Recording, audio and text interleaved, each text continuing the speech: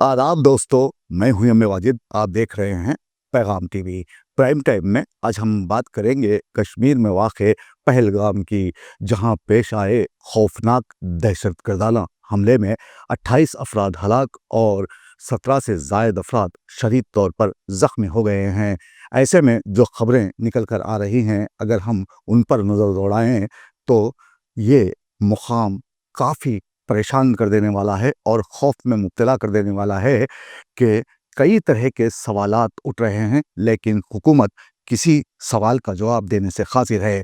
अब वो क्या वजूहात रहे हैं और पहलगाम में किस तरह दहशतगर्दाना हमले को अंजाम दिया गया और मासूम लोगों की बलि चढ़ाई गई, इन तमाम बातों को जानने के लिए देखिए हमारे नुमाइंदे मोहम्मद फ़ारूक की ये ख़ास रिपोर्ट। दुनिया का हर आदमी कहता है कि दहशतगर्दी का कोई मजहब नहीं होता। ये बात सच भी है, मगर दहशतगर्दों पर मजहब व नज़रियात के असरात ज़रूर होते हैं। इन्हीं असरात का नतीजा है कि दहशतगर्दी के रंग मुख्तलिफ होते हैं।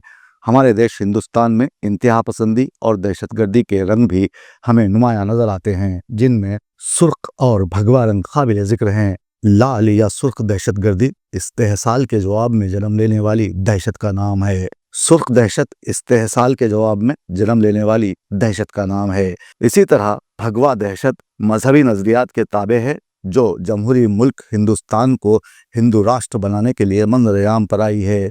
दूसरी तरफ पाकिस्तान की अगर हम बात करें तो यहाँ भी रोज़ाना अवाम दहशतगर्दी का शिकार होते रहते हैं। पाकिस्तान जो कि एक छोटा सा गरीब मुल्क है, जो खुद दहशतगर्दी की आग में जल रहा है, लेकिन वो अपनी नापाक हरकतों से दुनिया भर में अपना वक़ार खो चुका है। हम हिंदुस्तानी हैं, हमारा देश हमें सबसे पहले अजीज़ है, लेकिन हम मासूम होने के साथ साथ ख़ुद को यहाँ महफूज तसव्वुर नहीं करते, जिसकी कई मिसालें हैं।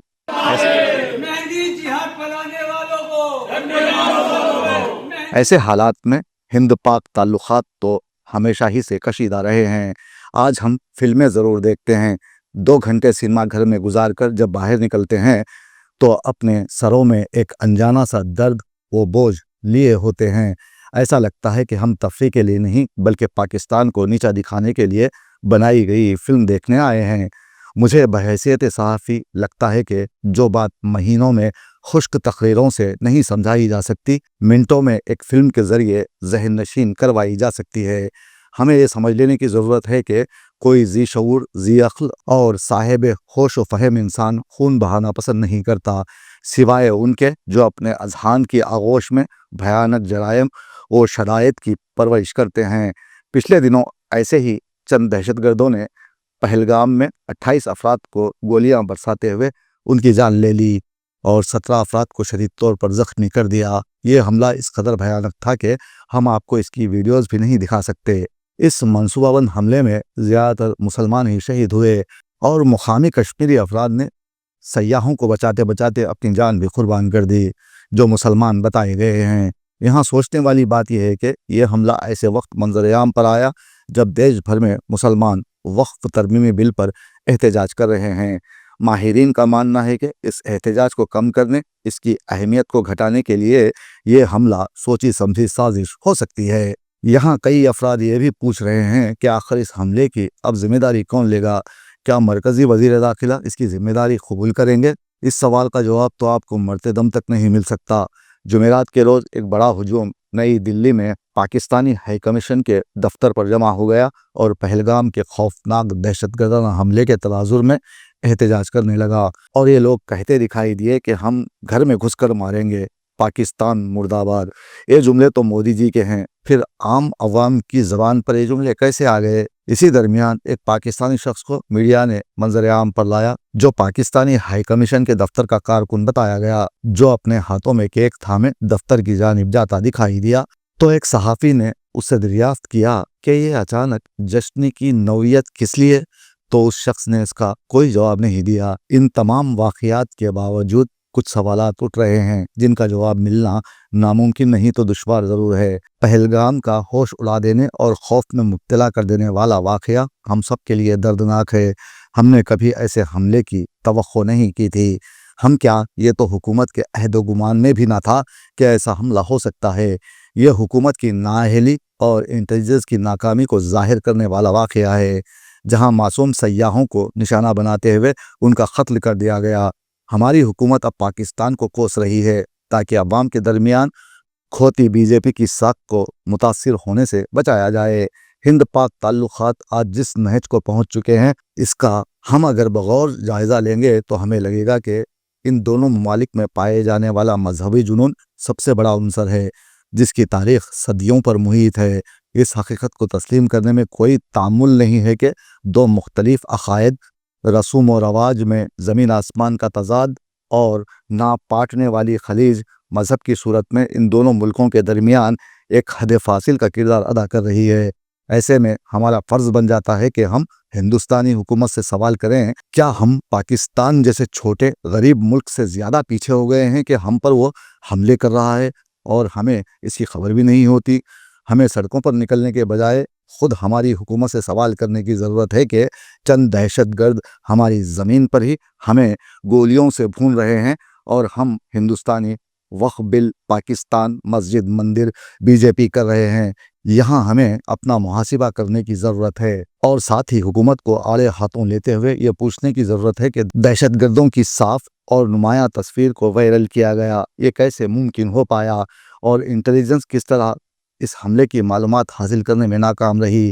اگر حکومت ان سوالوں کا جواب دیتی ہے تو ٹھیک ہے، ورنہ عام افراد تو یہی سمجھیں گے کہ جب بھی الیکشن قریب آئیں یا پھر دیش بھر میں احتجاج کا سلسلہ چل نکلے تو حکومت اپنی بقا کے لیے یہ سب کرواتی ہے اور اسے دہشت گردوں کی کارروائی قرار دے دیا جاتا ہے، جو نامناسب ہے۔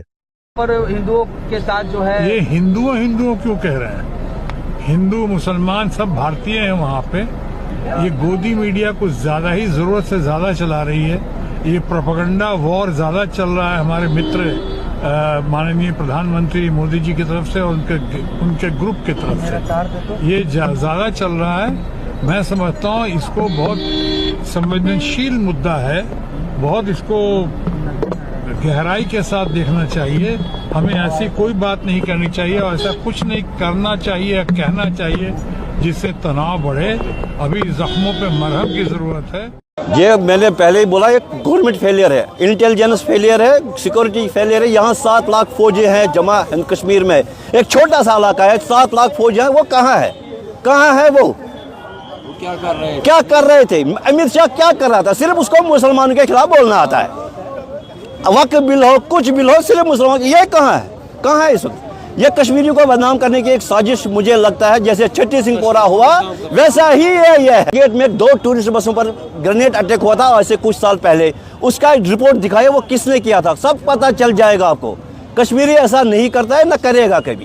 7 سال پہلے 8 سال پہلے ڈل گیٹ میں 2 گرینیڈ ٹورسٹ بسوں پر چھپائیں گے تو وہ کس نے پھینکے تھے؟ اس میں پتہ کیجئے، پھر کشمیریوں کو بدنام کیجئے۔ کشمیریوں کو بدنام کرنا بند کرو، ان کے انویسٹیگیشن ہونی چاہیے۔ سب سے پہلے یہاں سیکورٹی کہاں تھی؟ 7 لاکھ فوج کہاں ہے؟ جو یہاں 7 لاکھ فوج ہے وہ کہاں تھی اس وقت؟ 7 لاکھ سے زیادہ فوج یہاں ہے۔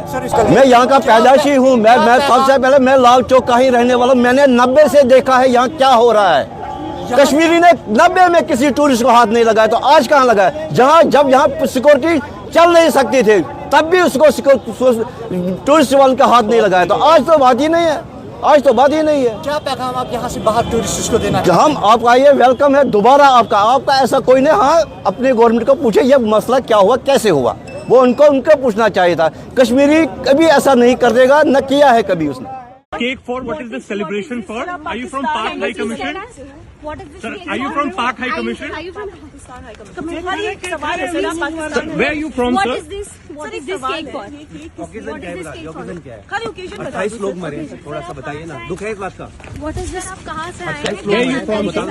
آپ بتا دیجیے سر، کہاں سے ہیں آپ؟